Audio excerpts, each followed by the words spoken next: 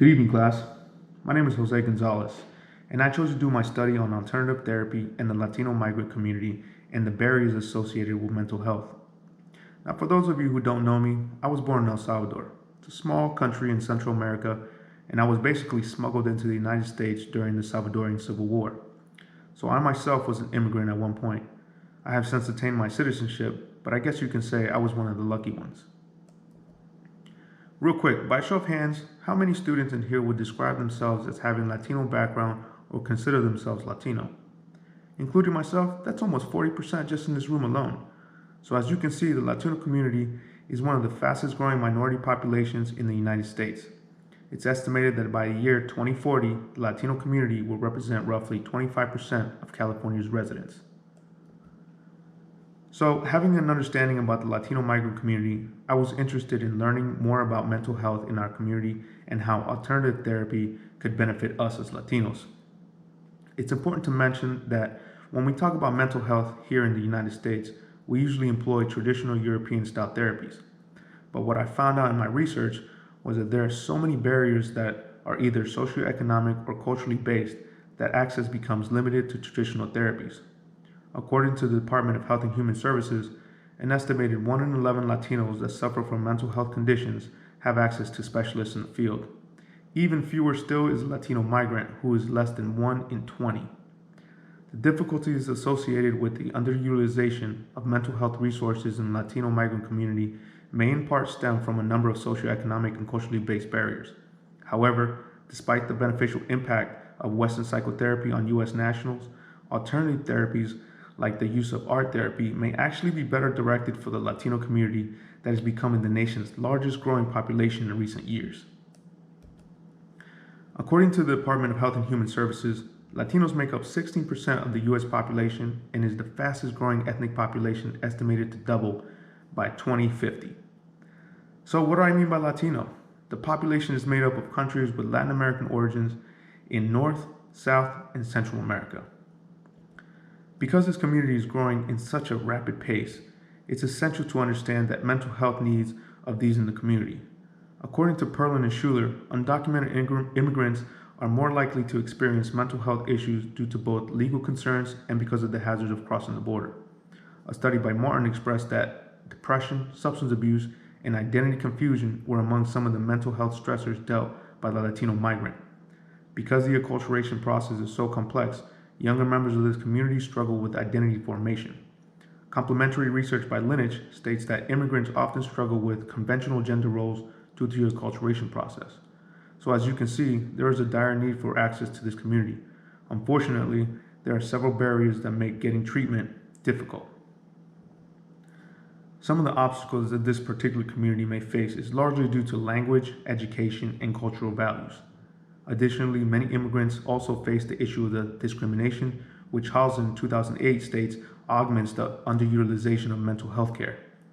Although Spanish is a pretty common language here in the United States, there's a need for linguistically and culturally appropriate service that would improve the likelihood of treatment. As for education, Archenbach states that migrant youth are more likely to drop out of high school. This amplifies the reduction for individuals to seek assistance. Also, Latinos are more likely to seek assistance through religion and folk medicine as opposed to a clinical practitioner. Because Latinos are more likely to use alternative therapies, Lineage found that art allows Latinos to express themselves and reduce some of the stressors associated with acculturation. Knowing this information, I chose to study Latino migrants and propose the question, does the use of alternative therapy actually help? In order to conduct my study, I was able to find 2 Latino participants and 2 participants that were U.S. citizens. The Latino participants were day laborers and the 2 students were from this class. In order to measure the influence the painting portion of the study affected each participant, I created 3 separate questionnaires. One questionnaire was comprised of 5 general mental health questions, and the other 2 was a modified mood adjective checklist, which was employed before and after the painting session. Each participant was given a silhouette of a person to paint. The participant were then to choose 5 words that gave meaning to their life. Once those 5 words were chosen, they were to choose a color for each word and paint their silhouette where it resonated for them. I have attached 2 video examples of my study for your viewing pleasure. As a result of this study, I found that 3 out of 4 participants agreed that art could be used as therapy. There were improvements in 12 out of 13 moods in the mood adjective checklist, and overall, art therapy has a positive effect on all who participated. One very interesting finding in this study was that, recalling Abraham Maslow's hierarchy of needs, the Latino participants chose words that concerned satisfying lower level needs like physiological and safety needs. Food, shelter, and security took precedence before taking into consideration their mental health status. Unlike the student participants who chose words associated with higher level needs like self-fulfillment.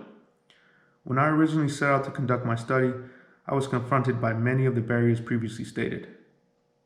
Initially, recruiting Latino participants for the study was met with hesitation and reluctance. This may have been due to legal resident status. Most of the migrant day laborers surveyed showed signs of suspicion and mistrust towards the study.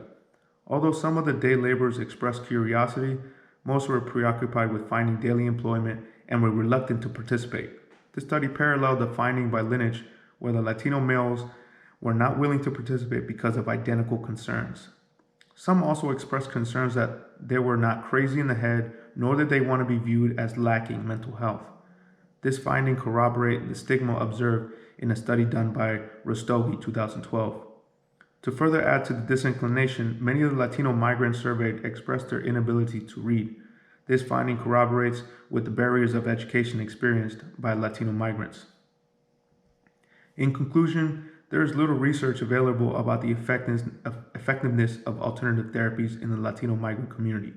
These findings demonstrate the Latino migrant community is faced with numerous barriers in regards to mental health. Many of these barriers may be decreased by having culturally and linguistically trained specialists. Future research may use an expanded sample size with equal female and male ratio to increase validity. However, due to the aggravating circumstances faced by the Latino community, these results can only be determined if the present state of privation is resolved initially.